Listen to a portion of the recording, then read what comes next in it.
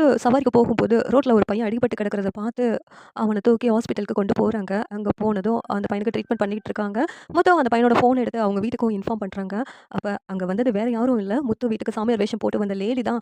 "என் பையனுக்கு என்னாச்சு?" அப்படின்னு சொல்லிட்டு அழுதுகிட்டே ஓடி வராங்க. அங்க முத்து பார்த்ததும் இங்க அந்த லேடி அதிர்ச்சி ஆயிடுறாங்க. "உன் பையன் தான் அடிபட்டு கிடந்ததா? நீ ஊரெல்லாம் ஃப்ராட் வேல பார்த்துக்கிட்டு இருக்க.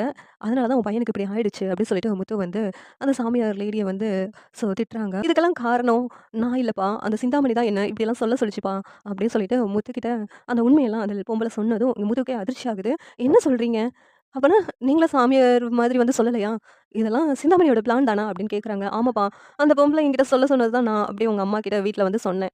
ஏன்னா, நீயும் உன் பொண்டாட்டியும் அந்த வீட்ல இருக்கக்கூடாது அப்படின்னு சொல்லிட்டு, அந்த பொம்பள இப்படியெல்லாம் பிளான் போட்டுச்சுப்பா. மன்னிச்சுடுப்பா. நான் பெரிய தப்பு பண்ணிட்டேன். அதனால தான் என் பையனுக்கு இப்படி ஆயிடுச்சு. நீ எங்க வந்து சொல்ல சொன்னாலும் நான் சொல்றதுக்கு ரெடியா இருக்கேன்ப்பா." அப்படின்ட்டு அந்த லேடி சொல்லுது. இங்க உள்ள போய் பையன பார்த்துட்டு, "சரி இப்பவே என் கூட வா. எங்க அம்மா நீ சொன்னத நம்பி அப்படியே என் பொண்டாட்டிய வீட்ட விட்டு அனுப்பிட்டாங்க.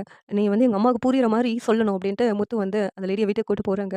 "அப்பா, அம்மா ஏதோ சாமியார் அம்மா சொன்னாங்க சொன்னாங்கன்னு சொல்லிட்டு, அதே காரணம் காட்டி மீனாவ வீட்டுக்கு வர வேண்டாம்னு சொன்னாங்கல்ல. இப்ப அந்த சாமியார் அம்மாவே இந்த வீட்டுக்கு வந்திருக்காங்கப்பா. அவங்க நடந்த உண்மையெல்லாம் அப்படியே சொல்லுவாங்க.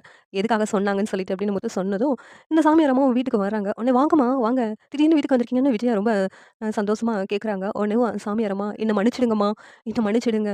இந்த சிந்தாமணி பேச்சு கேட்டுட்டு தான் நான் இப்படியெல்லாம் சொன்னேன். அந்த சிந்தாமணி தான் மீனாவையும் உங்க பையனும் இந்த வீட்ல இருக்கக்கூடாது. அவங்க வீட்ட விட்டு அனுப்பணும். அதுக்காக தான் இப்படியெல்லாம் பிளான் போட்டு என்ன இந்த வீட்டுக்கே அனுப்புச்சுமா. எல்லாமே அந்த சிந்தாமணி தாம்மா சொல்லுச்சு." அப்படின்னு சொல்லிட்டு சொன்னதும், இங்க இங்க விஜயாவுக்கு அதிர்ச்சியா இருக்குது.